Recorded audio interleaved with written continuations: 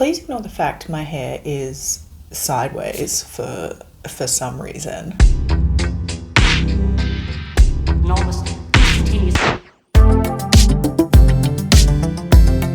Me, I'm just not bothering to put on makeup before filming. Name a more iconic combination. I'm about to go on a walk. I need to return some library books, but before I do that, I just really want to open the wrapped up book for April because it is the 21st of April and I have not done that yet. I was going to say I've kind of been slacking. I haven't. I've just been more focused on writing and other things over reading, but we obviously, if there's one book we're going to read this month, it has to be this.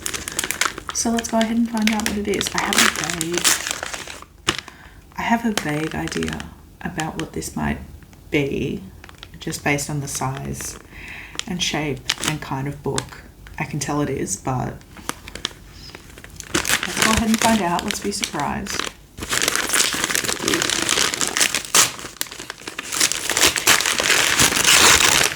Yes, it's exactly what I thought it was. And I'm excited. This is a book I've wanted to read for years and years and years. It's The Hate You Give by Angie Thomas. A modern classic, I feel like, kind of. Oh wow, that that font is small. Just flicking through, I saw the phrase OTP. This truly is from the mid 2010s. I am excited. I remember when this first came out.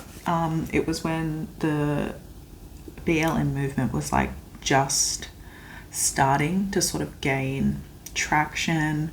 This was inspired by that. And I guess just based on what has happened in recent years, what's still continuing to happen, it remains incredibly relevant. Everyone I have ever seen read this has always said what a powerful book it is. So I'm pretty excited to get into it, to tell you the truth. But obviously not much I can say right now. So I will see you, I don't know, when I've actually read some of it.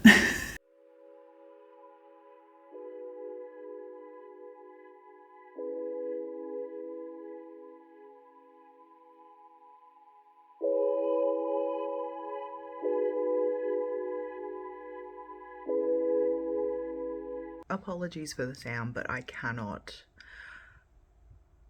just don't have the energy to plug my microphone in. I think I'm getting sick. We went out last night after work, and at first I thought it was just because I had been drinking, but I woke up this morning, I felt fine. I went out for lunch and I walked quite a ways to get there, and I felt fine, but now I'm at home and I am so cold. Even in like warm clothes and under a blanket, I'm so cold. I just had to have like a hot shower to heat up. But before I go get in bed, I do want to at least talk a little bit about The Hate You Give before I get further into it and I forget how I felt in the beginning. I'm about 10 chapters in, and so far I really like it. I think it's really well written. It really reminds me of Firekeeper's Daughter by Angeline Boulley that I read a little while ago and really enjoyed. Has kind of a similar vibe to that. It has a really strong first chapter, and I have wanted to make a video for a while about books that have really strong first chapters, so I will definitely keep it in mind for that. It kind of dropped in the middle of like this party situation, and without it being like too heavy-handed, I get a really clear idea of the characters, their relationships to each other. Star, our main protagonist, how her life is. I just get a really clear idea of that from the beginning, so I thought that was great. The inciting incident of the story happens very quickly. It's like chapter 2 or something. So that happened way quicker than I was expecting. You're kind of thrown into the thick of it pretty much immediately, and that makes sense because I knew most of the book is about like the fallout from that event, from the shooting, but I still just wasn't kind of expecting it to happen that soon. And so that happened so fast, and now it has kind of slowed down a little bit, and it's more about Star and her community dealing with the fallout of Khalil, her friend's death, seeing them deal with that, and then seeing Star at her mostly white private school she attends, and how she feels like she can't really talk about the trauma she's going through there. And I'm not bored, but yeah, it definitely has slowed down, and I'm just hoping there's like enough there to sustain the rest of the book, because as I said, I'm only like 10 chapters out of 27. A thing I'm really liking is that the characters in this are pretty complex. I think it could have been really, like, so easily, this could have just fallen into the trap of the characters we're meant to sympathize with being portrayed as like perfect, really virtuous, and the people we're sort of kind of supposed to be side-eyeing just being portrayed as like cartoonishly evil. And it's not that way at all. The characters are very nuanced, which I appreciate. They're not perfect. They're all out here making mistakes, because like we all have learning to do. Someone who commits crimes doesn't deserve to like not have rights.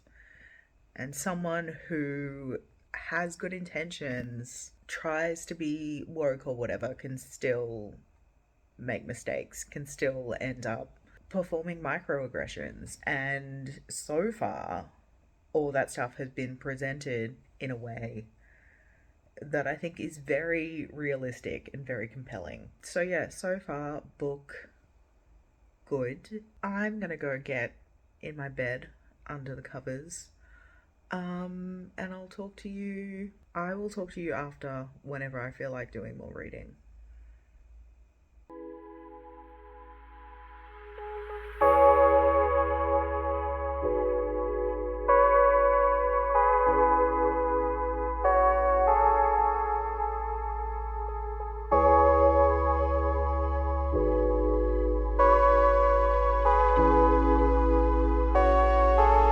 I'm up to part two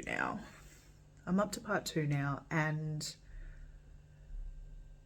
I'm just feeling a lot of things. This shit is cooked, right? That it's like, in a way, I hate that, as good as it is, I hate that this book even exists, right? I hate that we live in a world where that one, police can kill kids, two, they can do it in front of other kids that are then going to be traumatized for the rest of their lives, and three, that society will then attack those kids for speaking out about their experiences. It's just fucked. I'm sorry, there's no other word for it. And it's not just the subject matter that I think is so effective as well. It's that this is just a really well written book. I said that already, but I just can't get over it. Everything is so well thought out. Everything is just handled so delicately. Angie Thomas is a genius, and they should be teaching this in schools if they aren't already. I'm sure some places are, but required reading should be required reading for everybody.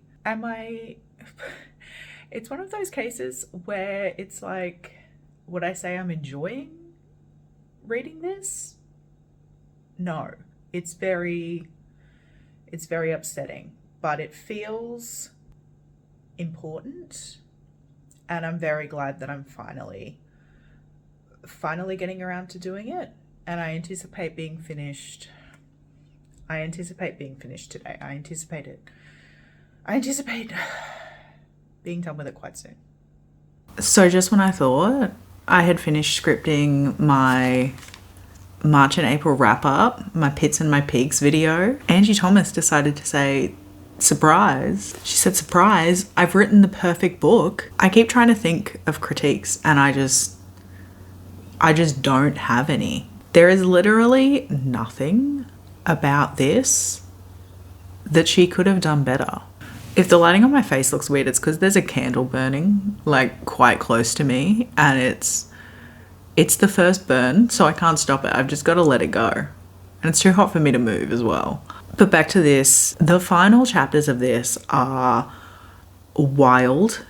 They are so suspenseful. It's about what it is like to be caught in a riot gone wrong, basically. To be caught in a protest gone wrong. And it is stressful. It is bloody stressful. It is not often that in a contemporary YA book that the author can make me feel like these young characters are genuinely in danger from, that the protagonist is generally in danger from dying. But I fully bought it. I was like, oh God, they may actually die here. Those chapters were like a much better version of another book I read a little while ago, called I'm Not Dying With You Tonight. I can't actually remember who that's by. But that book, I think, focused, the entire thing is focused on being stuck in like a race-based riot. And I think kind of like the narrow scope of that, making that the entire book, maybe like in terms of creating a super compelling story, maybe wasn't the best decision. It got pretty repetitive. But this, just as an ending, whew. And God, I was so emotional. The final pages, you know, Star basically declares she's gonna devote the rest of her life to activism and improving conditions in her community. And she says she's not just doing it for Khalil, her friend who was shot, she's doing it for, and it goes through a list of names. Some I'm familiar with, like Trayvon Martin and Tamir Rice, and lots I was not familiar with. And it just really hit me that in the time since this book has been published, there's even more names we could put on that list of people Star's gonna seek justice for, like George Floyd and Breonna Taylor. There's been too many. I mean, any unarmed person killed by cops is one too many, right?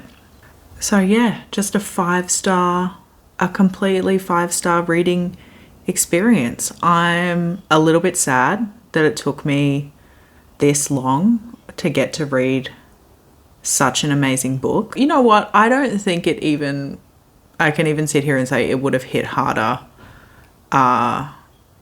if I had read it when I was younger. There's things in it that, you know, date it, sure. There's a lot of mentions of Tumblr. But outside of that, pretty timeless, I think.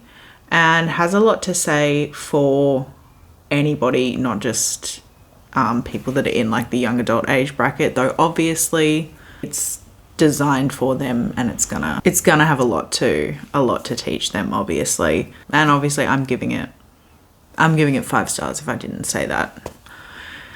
If I didn't say that already, because it literally is that good. Angie Thomas is a genius. So yeah, this has been another successful, wrapped up reading blog. I promise to do better with the next one. I promise to actually have it up in the month it's dedicated to. I've just had a lot of stuff, a lot of work related stuff going on at the moment, that has left me too tired. To film. I'm just a girl, you know. I'm just a 30-year-old, nearly 31-year-old girl trying to have a full-time job and also read a whole bunch of books and talk about them and also write my own book. And it's a lot. It's a lot sometimes. Sometimes I even try to have a little bit of a social life in there as well. And that takes time out. Everything in moderation, though, is obviously the best way to go. And hopefully fingers crossed, we'll be seeing a little bit more moderation in everything I do from here on out, I hope. Thank you so much on joining me for this little trip for the month of April. Do like and subscribe if you liked it, and yeah, would love to catch you in the next one. Bye.